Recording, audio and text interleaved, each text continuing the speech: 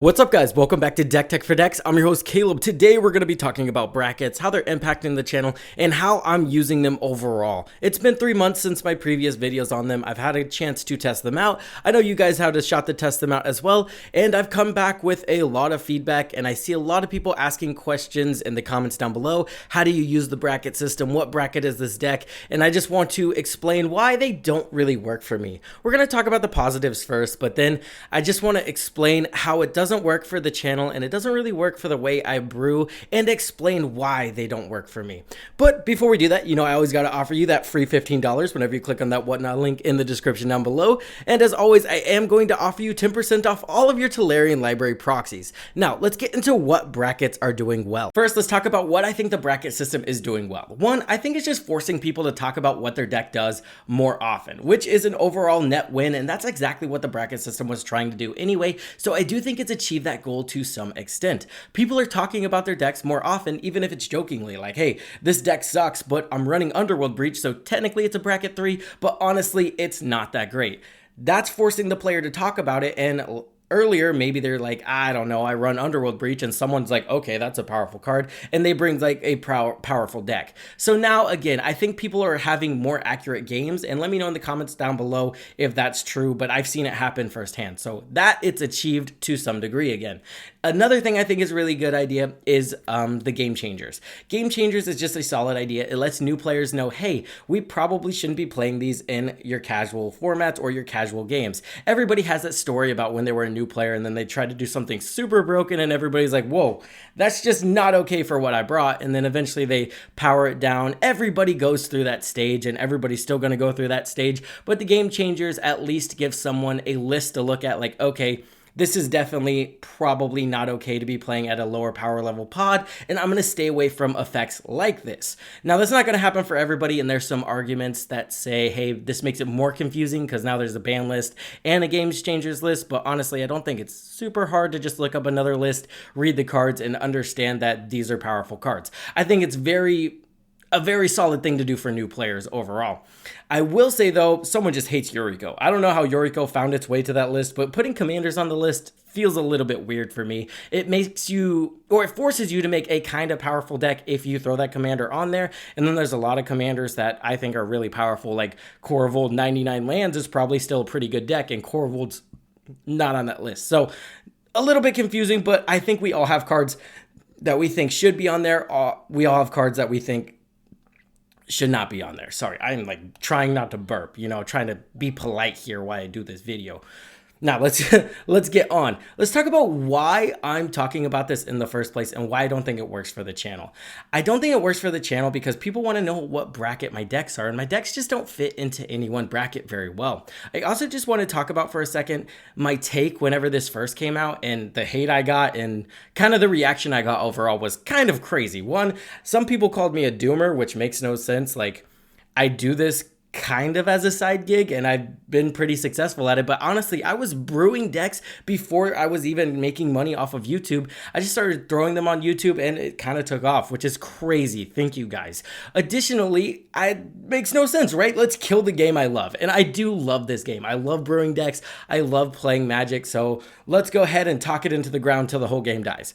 That doesn't make any sense to me either. And then I got called a bad faith actor, a bad faith take, right? So I was just wanting this to be bad, and so I'm gonna have a bad take and be real upset about it. But honestly, I think a lot of people agreed with my take, and to that point, a couple weeks after, or even like a couple days after I posted my video on the takeover, the whole thing, Rachel Weeks actually came out with an entire new graphic that went over in depth what the brackets are supposed to be, instead of like the minimalistic bracket we got in just the blog post and everything like that. I also got accused of not reading the blog post, which I definitely did and still had the take. And then they're like, that just doesn't make sense then. But anyway, that's important for you to know because the updated thing is just what is causing me to have problems with the bracket system and problems rating my decks within the bracket system, because as someone who brews decks, I want these decks to work for you guys. It would really suck for you guys to spend your money on one of the decks that I brew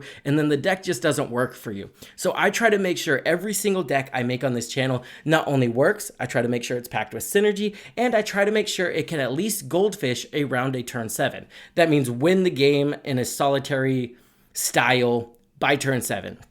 That way, I at least know the core strategy works. Maybe you have to add more interaction because that works for your play group. Maybe you need less interaction and you add more fast mana because you're trying to win a little bit faster. But at the end of the day, I just want the strategy to be solid. And if we look at the new bracket system, it says anything that's a 2 is at precon level or a little bit weaker. And I just don't brew those kinds of decks on my channel. That means the only brackets left are 3, 4, and 5.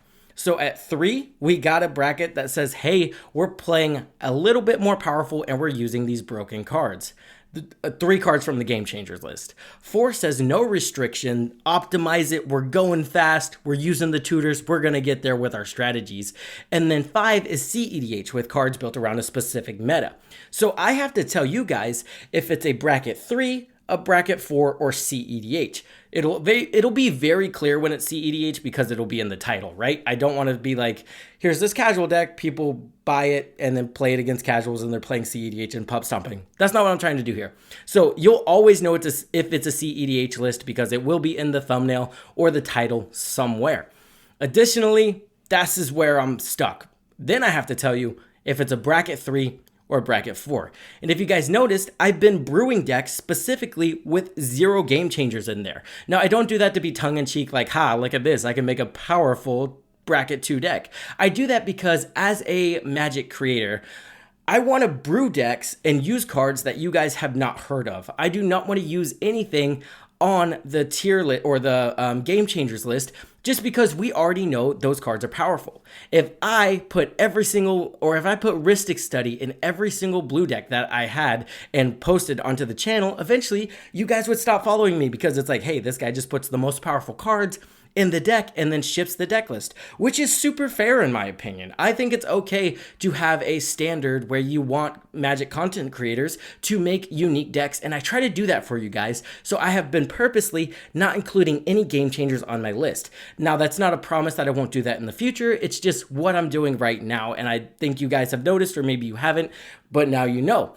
So now I have to tell you if any of these bracket 2s are either a bracket 3 or a bracket 4 because they're definitely not a bracket 2, right? By definition, all of my decks are going to be stronger than a precon. I promise you that. I upgrade them very frequently. These decks are not on that level, not even close.